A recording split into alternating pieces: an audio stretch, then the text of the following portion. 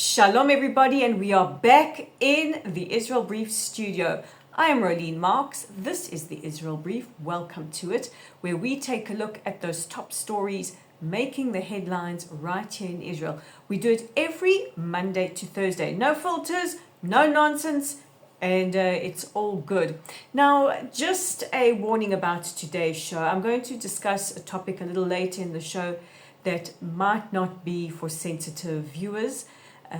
Just please be warned ahead of time. And the other little bit of housekeeping I wanted to do is that the powers that be, those that oppose hearing the voice of Israel or any news coming from Israel, are trying to shadow ban and block access to the Israel Brief. So if you are watching on YouTube and you haven't yet subscribed, please consider subscribing and sharing as wide as possible.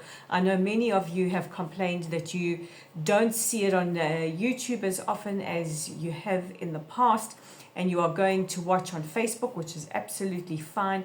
But if you do see it on YouTube, please like, share, and subscribe so that we can try and push past the attempts to silence Israeli voices.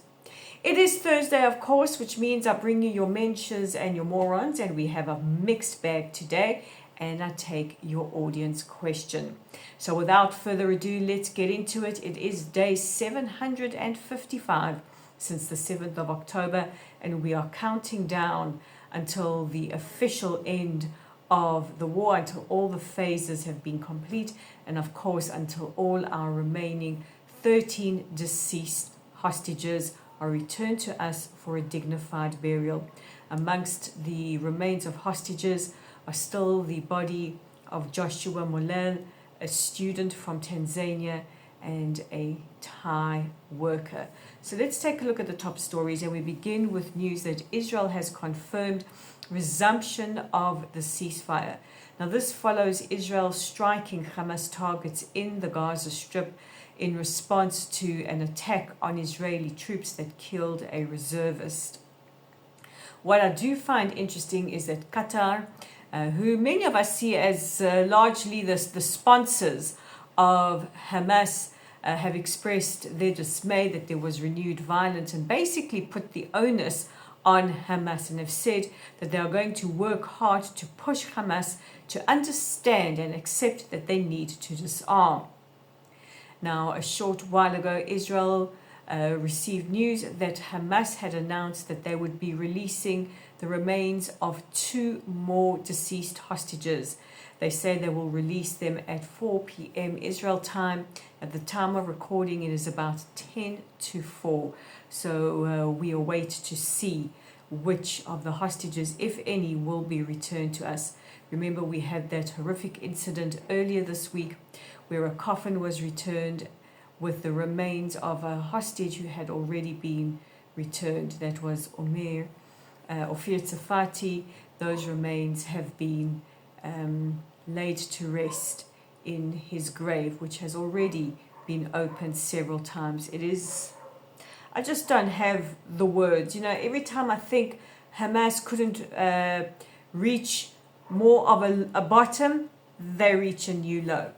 Now, in an official statement which they posted to their social media site, Hamas said that they had located the remains of hostages Sachar Baruch and Amiram Cooper, but we don't have any idea whose remains, if any, will be released a little later today. As we speak, thousands of Ultra-Orthodox or Haredi are protesting in Jerusalem. Now, the city's pretty much come to a standstill. Thousands have taken to the major intersections at the entrance to the cities, and they are protesting the planned legislation to ensure that they are drafted to the army.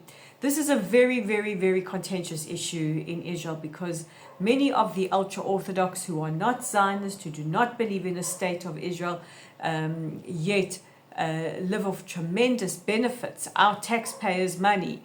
And the majority of Israelis feel that they should serve in the IDF just like everybody else. Why should they get a break while nearly 1,000 of our finest sons and daughters have fallen, have paid the ultimate price in defense of our country. Now, their excuse is, they are there to kind of study Torah. They get many, we'll call them breaks within their coalition power in the Knesset. So it is a very controversial issue. Now, there were reports earlier that some of the Haredi protesters had thrown plastic water bottles at journalists.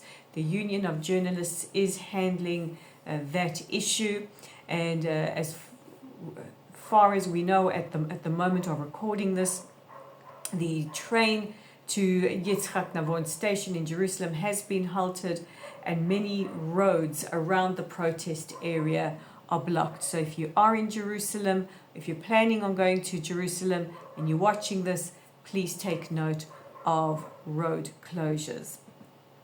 Now, as you know, this week I was part of the WZO delegation at the WZO, at the World Zionist Organization, the Congress that we held. We haven't held it for a number of years because of the pandemic and other circumstances.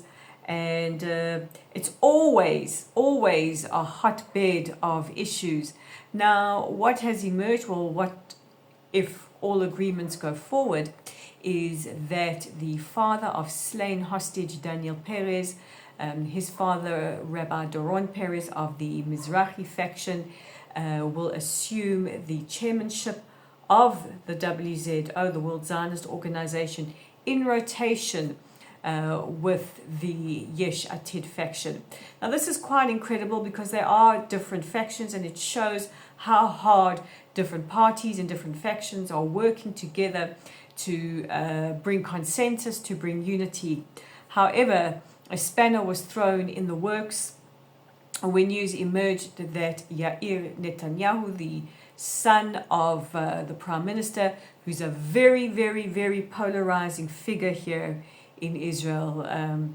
He is somebody who often takes to social media, has caused a significant amount of upsets in the way that he communicates. He is due to assume a senior role. And this has caused outrage amongst the many factions and amongst many people in Israel. And this comes as all the factions were very close to signing deals that would bring them all together, that would bring unity. And it is felt that Yair Netanyahu is not a symbol of this. And the factions have all said that this is unacceptable, but they will continue to work for a deal that brings everybody together. So the conference was kind of put on hold until all these issues will be sorted out. So never a dull moment in Israel. And finally, I want to talk to you about genocide. Now, this is not for sensitive viewers, so if you are sensitive, please maybe fast forward the next couple of minutes. Over the last 2 years, we have seen accusations leveled against the state of Israel, accusing the Jewish state of genocide. Now, it's very important to note that genocide is a legal term. It is not about numbers. It is not about scenes that you see in war. And this is the first war that you've really watched in real time on your cell phones and on social media. And of course, many people are outraged. War is horrific. But it is not genocide. Genocide is something very specific. It is the stated intention, and I use the word intention specifically because this is what genocide is about. It is about the intention to eliminate a group or groups of people.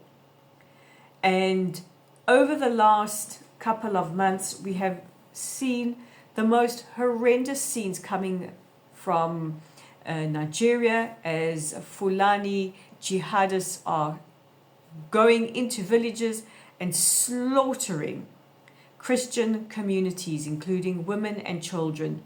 To date, nearly 60,000 Nigerian Christians have been put to death deliberately and with intention from jihadists. We have a similar situation in Sudan.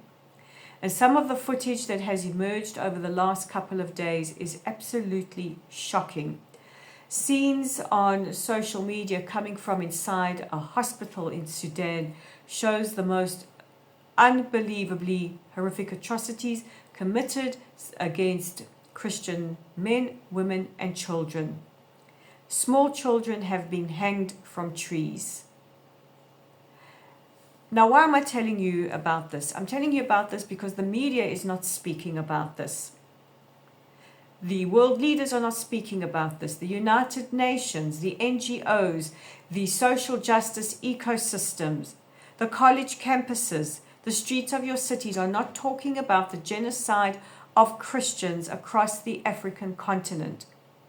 Now, as a people who have experienced genocide throughout our history, including the Holocaust, which saw over 6 million Jews eliminated specifically for being Jewish, I feel that it is an imperative for me as a Jew, as an Israeli who has borne witness to the genocide of the 7th of October, to speak out for our Christian brothers and sisters.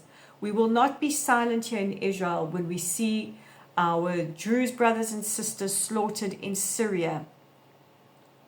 And now we are seeing our Christian brothers and sisters massacred across the African continent. We will not be silent, and we are calling on all of you out here to use your voices.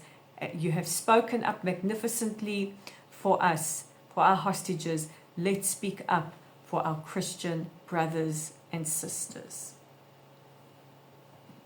So now we'll take the audience question, and it's another question from Sylvia Ehrlich, which is kind of an addendum to her important question she asked me earlier this week about how we are identifying remains. And she asked me specifically about foreign nationals, which is hugely important because people forget that there was a significant amount of foreign nationals that were also murdered on the 7th of October.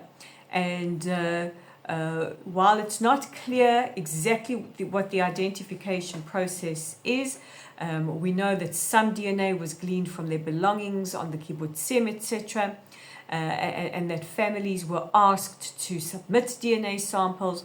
We also know that because of the nature of the crimes committed on the 7th of October and the scope, we called in forensic scientists and pathologists from all around the world, and they used very, very advanced systems to help identify all of the victims, including the foreign nationals. So thank you for that, Sylvia. And a reminder to you guys, if you do have any questions, please send them via our website or via our social media.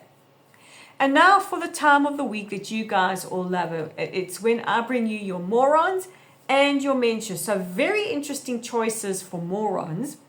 The first is the former royal couple known as Andrew and Fergie. Yes, Prince Andrew and the former Duchess of York, who has now lost her royal title and goes by Sarah Ferguson. They are morons for their involvement with Jeffrey Epstein and their endeavors to hide it. I also have the potential mayor of New York City, Zoran Mamdani, for his horrific exploitation of 9/11. The way that he said that his aunt, who happened to be in Tanzania and doesn't wear a hijab, was subject to Islamophobia. So I have those coming in from you guys. I love that you guys watch the news all across the board, from pop culture, from other news, and including news of the Middle East. And our mentors, my choice is all of you for proudly declaring that you stand with Israel and that you are Zionists. I couldn't love you enough. I really couldn't. And I just love you all. David Dryman, the lead singer of the metal band Disturbed, for standing up to attempts to silence his band and attempts to boycott his band as they toured across Europe. They were banned from playing in Belgium However, they played to packed audiences, including in Ireland and in Glasgow. And another choice that came in from those watching pulp culture are rock stars Steve Van Zandt. You might know him as Silvio Dante from The Sopranos, also one of the members of the E Street Band. John Mellencamp, I